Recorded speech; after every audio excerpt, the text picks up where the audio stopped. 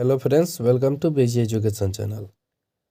आज हम लोग क्लास 10th के लिए केमिस्ट्री 5 चैप्टर पढ़ने वाले हैं, जिसका नाम है तत्वों का आवर्ती वर्गीकरण। ये जो है बहुत ही इम्पोर्टेंट चैप्टर है, इसलिए किसी कारणवश बोर्ड पे नहीं बता रहा हूँ, इसलिए नोट से बता रहा हूँ, ठीक है, वरना मैं ऐसा नहीं बताता। देखिए, यहाँ पर जो है तत्वों का आवर्ती वर्गीकरण आखिर हुआ कैसे। कह रहे तत्वों का आवर्ती वर्गीकरण, ठीक है, तत्वों का आवर्ती वर्गीकरण ये हुआ कैसे है। अगर बात करें तो यहाँ पे इसके कहने का मतलब है कि जो तत्व है, जो अभी 118 तत्व है, hydrogen, helium, lithium, beryllium, boron, ये सब जो भी है, उसको हम लोग बांटे क्यों, आवर्त के आधार पे बांटे क्यों। तो इतना जान लीजिए कि क्या हुआ ना, धीरे धीरे तत्वों की संख्या इतनी बढ़ने लगी कि उसको जो है याद रख पाना थोड़ा मुश्किल था, तो नामुमकिन था याद रखना सबका। तो उसी को सुविधाजनक बनाने के लिए इसको बांटा गया था। तो इसको एकदम शॉर्ट में लिखा गया है, देख लीजिए। लिखे हैं कि अभी तक ज्ञात तत्वों में, अभी तक ज्ञात तत्वों में, ठीक है, अभी तक ज्ञात तत्वों में समान गुण वाले तत्वों को, समान गुण वाले तत्वों को अलग अलग वर्गों में बांटना तत्वों का आवर्ती वर्गीकरण कहलाता है, ठीक है। अभी तक ज्ञात तत्वों में समान गुण वाले तत्वों को अलग अलग वर्गों में बांटना तत्वों का आवर्ती वर्गीकरण कहलाता है। इससे क्या होता है कि अगर अलग अलग वर्गों में हम बांट दिए समान गुण वाले कि जिसका भी समान गुण है, अगर उसको हम अलग अलग वर्गों में बांट दिए तो उससे क्या होगा कि उस वर्ग के एक तत्व, कोई भी एक तत्व के बारे में जान लेंगे तो बाकी सब के बारे में पता चल जाएगा, जिससे क्या होगा, हमें समय में भी बचत होगी, पढ़ना भी आसान होगा, ये सब चीज़, ठीक है। इसलिए जो है हम लोग ये चीज़ किए, तत्वों का आवर्ती वर्गीकरण किया है, ठीक है। अभी तक ज्ञात तत्वों में समान गुण वाले तत्वों को अलग अलग वर्गों में बांटना तत्वों का आवर्ती वर्गीकरण कहलाता है। हमारा नेक्स्ट क्वेश्चन है तत्वों के आवर्ती वर्गीकरण से लाभ। उससे कौन कौन से लाभ हैं। देखिए, तत्वों के जो आवर्ती वर्गीकरण है उससे लाभ का बात करें तो सबसे पहले तो होगा कि तत्वों के वर्गीकरण से इनके गुणों का अध्ययन जो है नियमित तरीके से किया जा सकता है। तत्वों के वर्गीकरण से इनके गुणों का अध्ययन नियमित तरीके से किया जा सकता है। दूसरा बात करें तो दूसरा हो जाएगा किसी समूह के तत्वों के गुणों में होने वाले क्रमिक परिवर्तन को, ठीक है, क्रमिक परिवर्तन को समझना जो होता है क्या हो जाता है, आसान हो जाता है, ठीक है।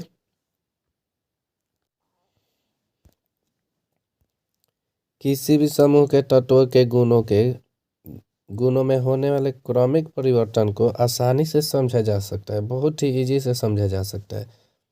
मान लीजिए, इसके बारे में बता देते हैं। मान लीजिए कि ऐसे वर्ग बनाया गया है, ठीक है, 18 वर्ग होते हैं और आवर्त जो होते हैं, देखिए वर्ग 18 और आवर्त जो होते हैं 7 होते हैं, ठीक है। इस लाइन में जो होता है उसको बोलते हैं आवर्त, ठीक है, इस लाइन में जो होता है उसको बोलते हैं आवर्त। और आधुनिक आवर्त सारणी में आवर्तों की जो संख्या है वो है 7, और इस तरह जो लाइन होता है उसको बोलते हैं वर्ग। तो इसकी संख्या जो होती है वो होती है 18, ठीक है।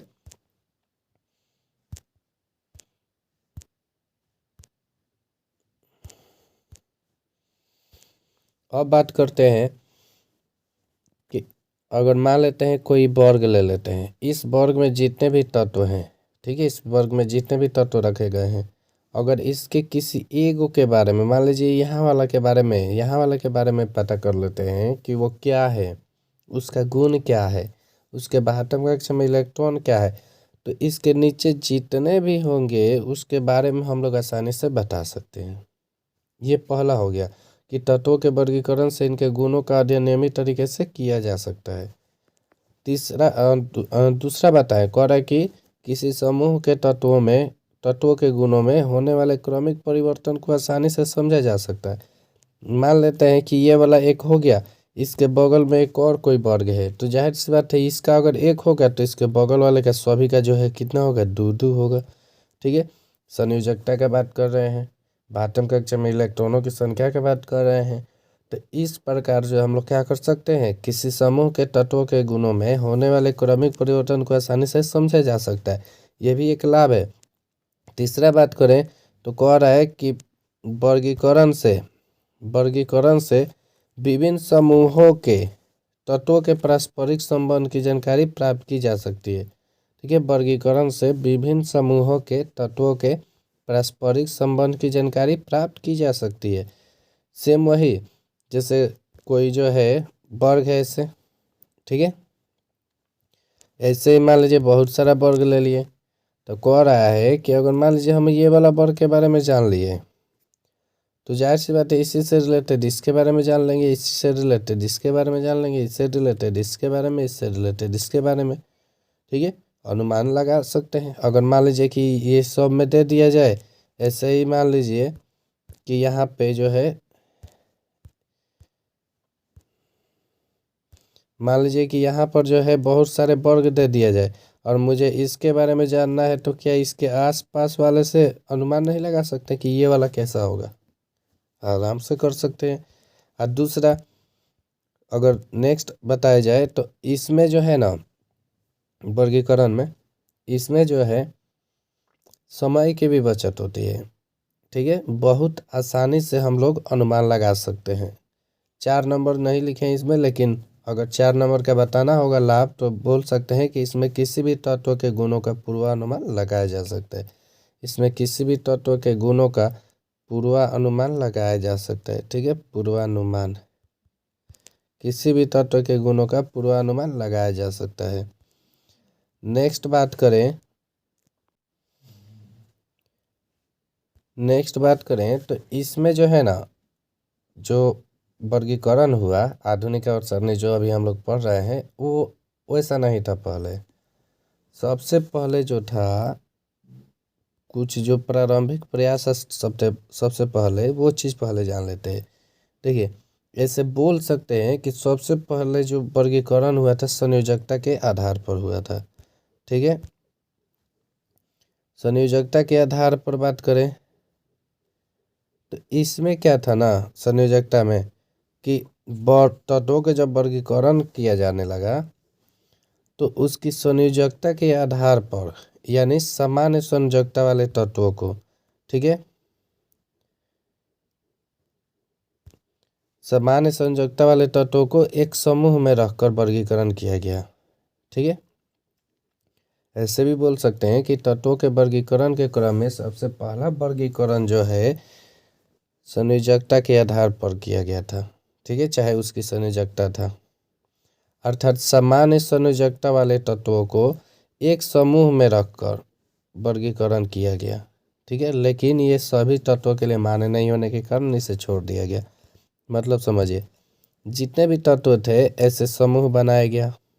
ठीक है, और समान संयोजकता वाले, जैसे मान लीजिए कि बहुत सारे तत्व हैं, तो किसी का संयोजकता 1 आ रहा है, किसी का 2 आ रहा है, किसी का 3 आ रहा है। अब जिस तत्व का 1 आ रहा था उसको एक समूह में रख दिया गया, जिस तत्व का 2 आ रहा था उसको दूसरे समूह में रख दिया गया, जिसका 3 आ रहा था उसको तीसरे समूह में रख दिया गया।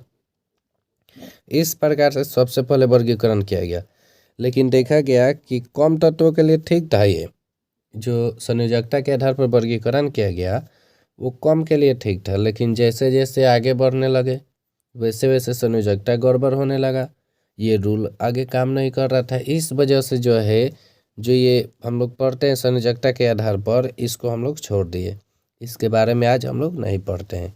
ठीक है, ये पहला बोल सकते हैं, मैंने एग्जैक्ट नहीं बोल सकते लेकिन प्रथम बोल सकते हैं। इसके बाद जो है हमारा वो है दूसरा, धातु और अधातु के आधार पर वर्गीकरण। ठीक है, धातु और अधातु में वर्गीकरण।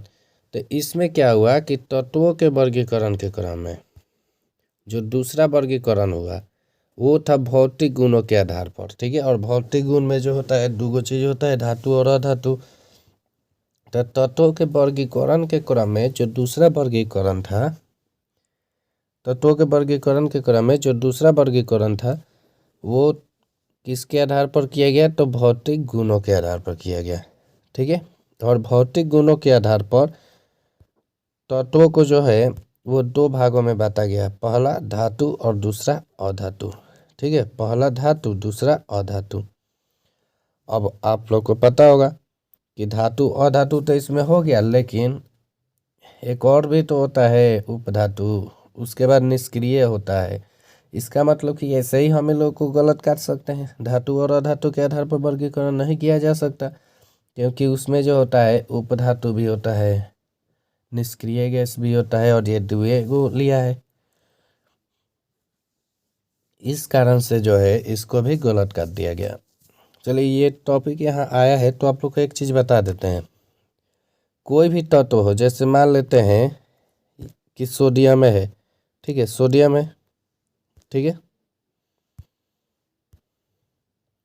मान लेते हैं कोई तत्व है जिससे मान लेते हैं सोडियम है, तो इसका परमाणु संख्या जो होता है 11 होता है।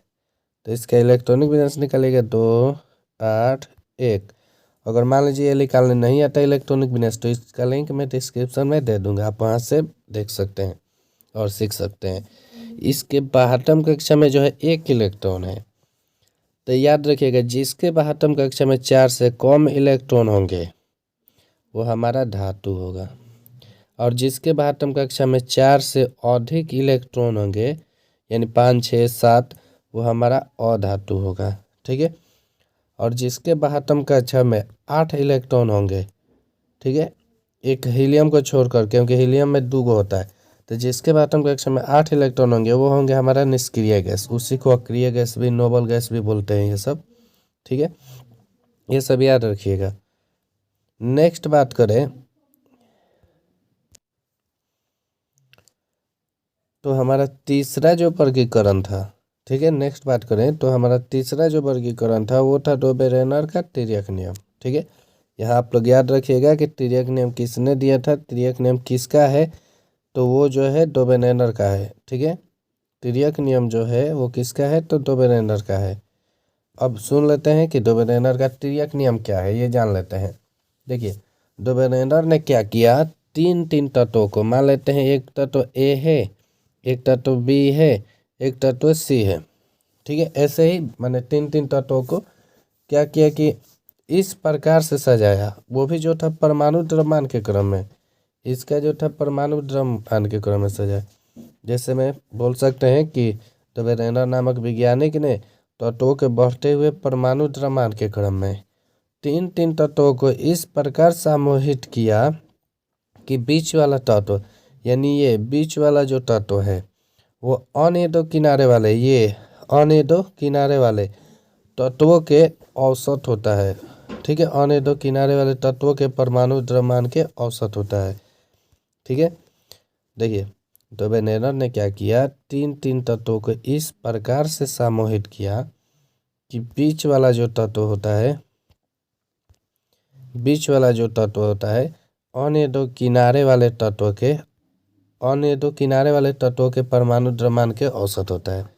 मतलब कि अगर इसका जो है 20 है परमाणु द्रव्यमान, ठीक है, मान कर चलते हैं कि इसका 20 है, और इस इधर वाला का मान लेते हैं किसी का, इधर 10 ले लेते हैं और इधर 30 ले लेते हैं। ठीक है, 30। तो इसके कहने का मतलब क्या है कि ये जो बीच वाला है वो अन्य दो किनारे वाले के औसत होता है। अब औसत कैसे निकालते हैं, किनारे वाले को जोड़कर जितना रहता है उतना से भाग। जैसे देखिए 10 + 30, ये 2 है ना, 10 एगो और 30 एगो, यानी 2 से भाग, 10 और 30 हो जाएगा 40, और 40 में 2 से भाग करेंगे हमारा आ जाएगा 20। तो डोबेरेनर जो था उसने बताया था कि बढ़ते हुए परमाणु द्रव्यमान के क्रम में तीन तीन तत्वों को इस प्रकार से समूहित किया जाए कि बीच वाला जो तत्व है, बीच वाला तत्व जो है, बीच वाले तत्व का परमाणु द्रव्यमान जो है किनारे वाले तत्व के परमाणु द्रव्यमान के क्या होता है, औसत होता है। लेकिन ये भी जो था ज्यादा तत्वों को लेकर नहीं बनाया था, ये भी जो था ज्यादा तत्वों के लिए सही नहीं था। कहीं कहीं से 3 गो तत्व उठा लिया, 9 गो तत्व उठाया था 3 3 गो करके, और बाकी सबको छोड़ दिया, इसलिए इसको भी हम लोग छोड़ दिए। नेक्स्ट बात करें तो वो पढ़ते हैं न्यूलैंस का अष्टक नियम। ठीक है, न्यूलैंस का अष्टक नियम।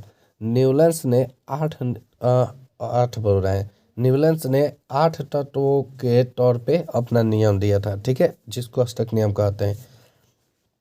उसने बोला, न्यूलैंस ने बोला कि यदि तत्वों को उनके बढ़ते हुए, देखिए, यदि तत्वों को उनके बढ़ते हुए परमाणु द्रव्यमान के क्रम में सजाया जाए, ठीक है, यदि तत्वों को उनके बढ़ते हुए परमाणु द्रव्यमान के क्रम में सजाया जाए तो किसी भी तत्व से प्रारंभ करने पर, किसी भी तत्व से प्रारंभ करने पर 8वां जो तत्व है पहले तत्व के समान गुण वाला तत्व पाया जाता है।